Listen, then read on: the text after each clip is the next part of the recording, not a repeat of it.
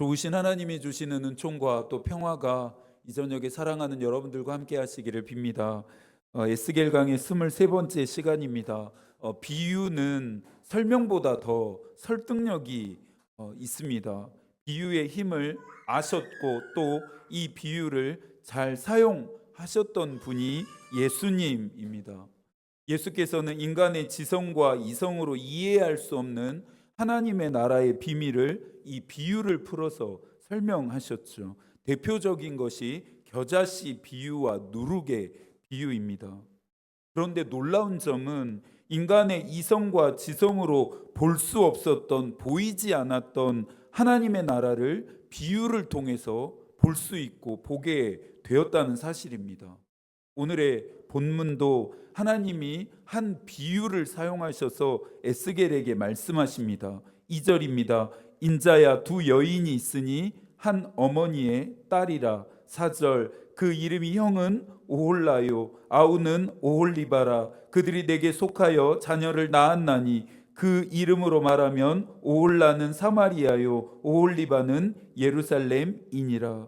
문맥상 형제로 표현되었지만 이들은 한 어머니에게서 난 두 딸로 자매 사이가 되겠죠. 오홀라가 언니였고 오홀리바가 동생이었습니다. 이들은 실존 인물이라기보다는 비유 속에서 무언가를 대신하는 상징입니다.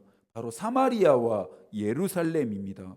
하나님이 지금 오홀라와 오홀리바 자매의 가족사에 대해서 말씀하시는 것입니까? 아니죠. 이 비유는 사마리아와 예루살렘을 향한 하나님의 심판입니다. 주일 오전 예배 시간에 열왕기 강해를 통해 유다의 왕들을 만나고 있습니다. 유다의 왕들을 소개할 때 눈여겨 보아야 할 표현이 있다고 한 거 생각나시나요? 남유다의 왕들을 소개할 때 북이스라엘 왕조에 맞춰서 설명한다는 점이었습니다. 비록 하나였지만 솔로몬의 죄악으로 인해 이스라엘은 두 왕국으로 분열됩니다.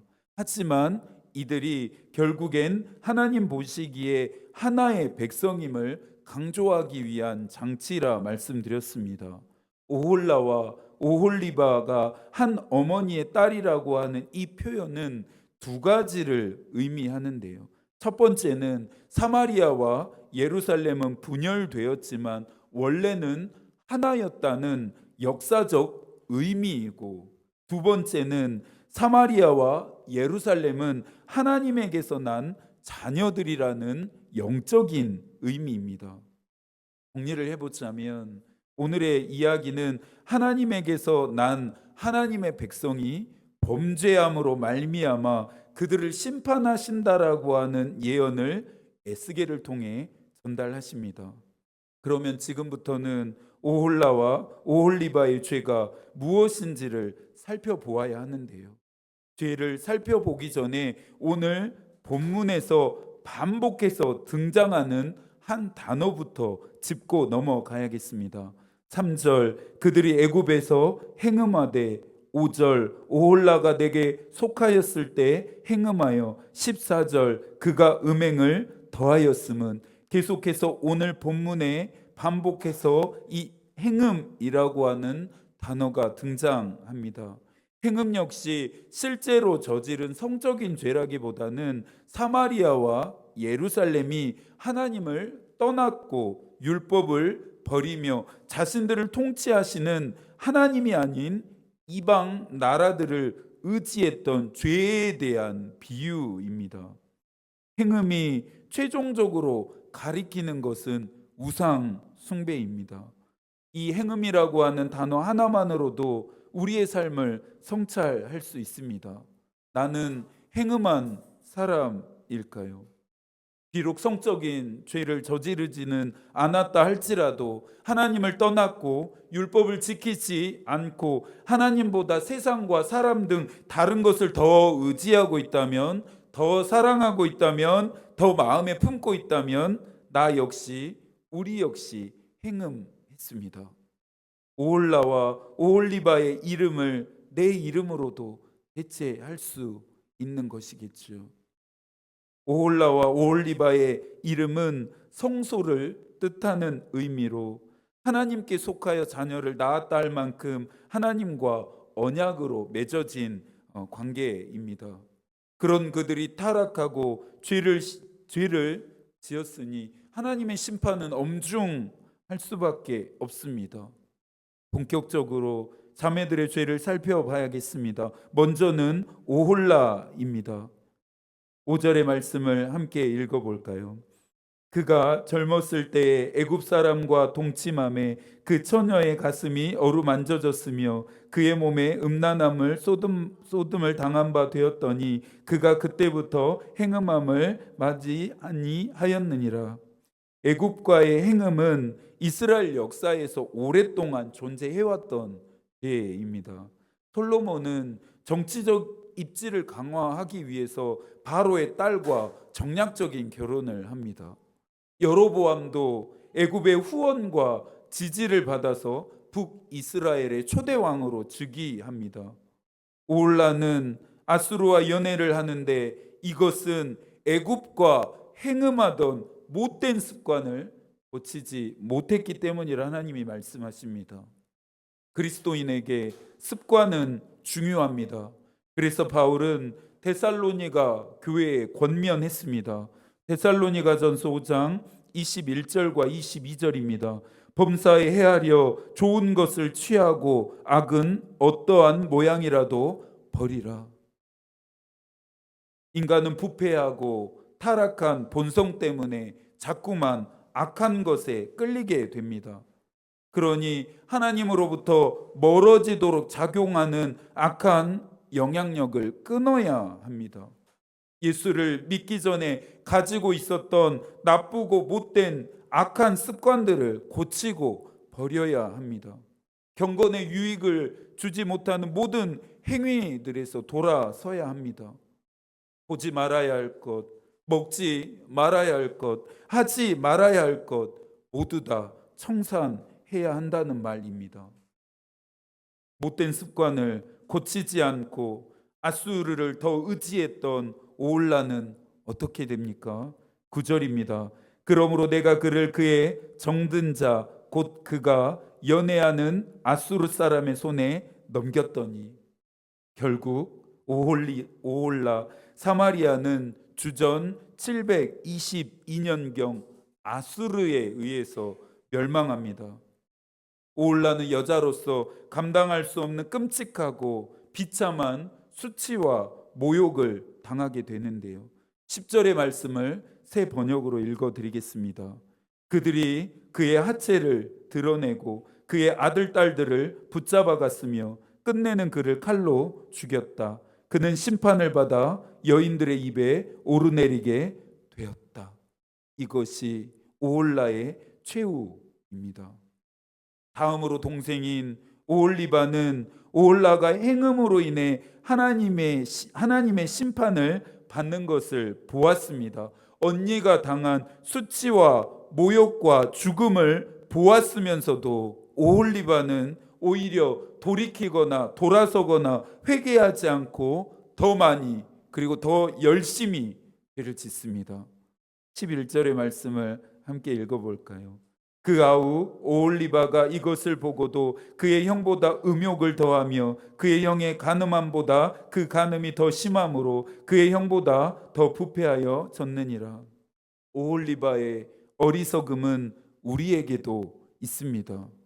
기도를 잃어버린 아사의 이야기를 들었고 하나님을 구하는 마음을 잃어버린 르호보암의 이야기도 들었고 온전함을 잃어버린 아비암의 이야기도 들었습니다.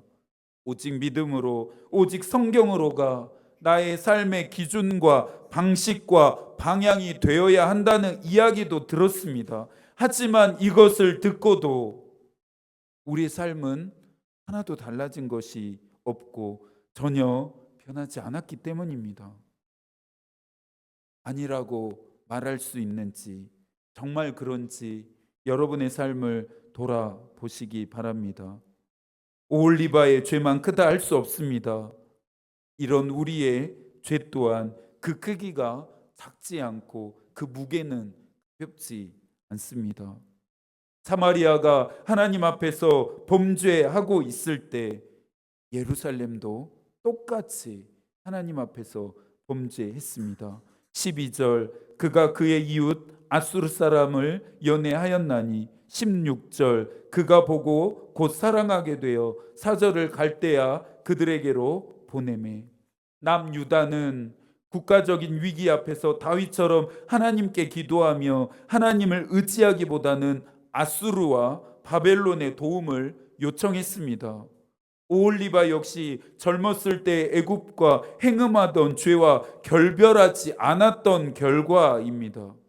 오홀리바는 어떤 심판을 당했을까요?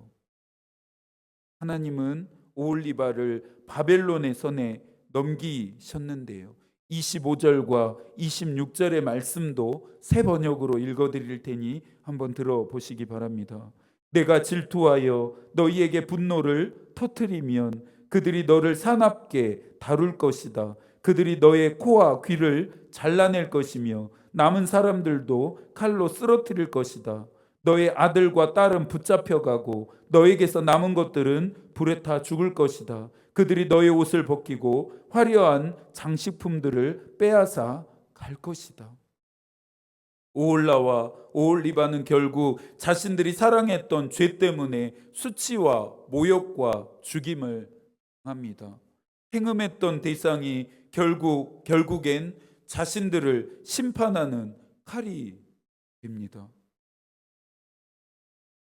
웨슬리가 육신의 정욕, 안목의 정욕, 이생의 사랑을 멀리하라 경고한 이유는 이것 때문에 그리스도인들이 멸망하기 때문입니다. 오홀라와 오홀리바는 젊었을 때 애굽에서 즐겼던 행음을 끊지 못함으로 말미암아 심판을 받게 됩니다. 사마리아와 예루살렘은 하나님이 아닌 우상을 숭배하고 애굽을 포함한 이방 나라를 의지하는 영적인 행음을 저지름으로 심판을 받습니다. 찬송 94장 주 예수보다 귀한 것은 없네 2절 가사의 내용입니다. 주 예수보다 더 귀한 것은 없네. 이 세상 명예와 바꿀 수 없네. 이전에 즐기던 세상 일도 주 사랑하는 마음 뺏지 못해. 세상 즐거움 다 버리고 세상 자랑 다 버렸네. 주 예수보다 더 귀한 것은 없네. 예수 밖에는 없네. 이 찬송을 부를 때마다 세상의 모든 일들이 주를 사랑하는 마음을 뺏지 못한다. 우리는 고백합니다. 그렇다면 삶도 정말 그러십니까? 이 가사와 같은 삶을 살고 계시나요? 문제는 하나님을 사랑하지 않음이 아닙니다. 하나님보다 더 사랑하는 무엇인가가 우리의 삶 깊숙이 뿌리내리고 있음입니다. 부귀와 명예와 행복과 쾌락 등 사람마다 그 모습은 다릅니다. 나의 삶에 하나님보다 더 사랑하는 것들, 하나님을 사랑하는 마음을 빼앗는 것들을 여러분 언제까지 허용하시겠습니까? 모두 버려야 합니다. 그래야만 오홀라와 오홀리바처럼 심판받지 않습니다. 마지막으로 30절의 말씀도 함께 읽습니다. 내가 이같이 당할 것은 내가 음란하게 이방을 따르고 우상들로 더럽혔기 때문이로다. 또 35절입니다. 내가 나를 잊었고 또 나를 내 등 뒤에 버렸은즉 너는 내 음란과 내 음행의 죄를 담당할지니라 하시니라. 자득입니다. 사마리아와 예루살렘이 하나님의 심판을 받아 멸망함은 잊음과 버림의 죄 때문이었습니다. 그들이 무엇을 잊어버렸습니까? 그들과 언약을 맺으신 하나님입니다. 그들은 또 무엇을 버렸습니까? 언약으로 맺어진 백성이 지켜야 할 율법과 규례입니다. 그들은 하나님을 잊고 버리게 만들었던 음란과 음행에 대한 죄를 이제부터 담당해야 합니다. 나는 하나님을 잊지 않았고 버리지 않았다 말할 수 있습니다. 그렇다면 여러분, 하나님을 기억하고 함께하는 삶을 살고 계십니까? 말씀을 들으면서 우리는 늘 질문해야 합니다. 나의 모습은 어떠한지, 나는 어떻게 행하고 있는지를 늘 질문하며 점검해야 합니다. 결국엔 이 질문들이, 이 올바른 질문들이 나를 하나님이 원하시는 방향으로 나아가게 하는 나침판이 되어 줄 것이기 때문입니다. 오늘 말씀을 듣고 난 후에 해야 할 일이 있습니다.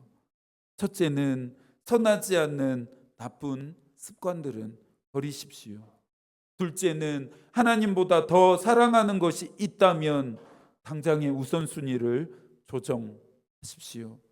마지막으로는 하나님의 백성다운 삶을 내가 살고 있는지를 진지하게 성찰하십시오. 남은 한 주도 하나님이 여러분과 함께 하시기를 기도하겠습니다. 하나님의 마음이 우리의 기도가 되고 하나님의 뜻이 우리의 길이 되기를 빕니다. 아멘.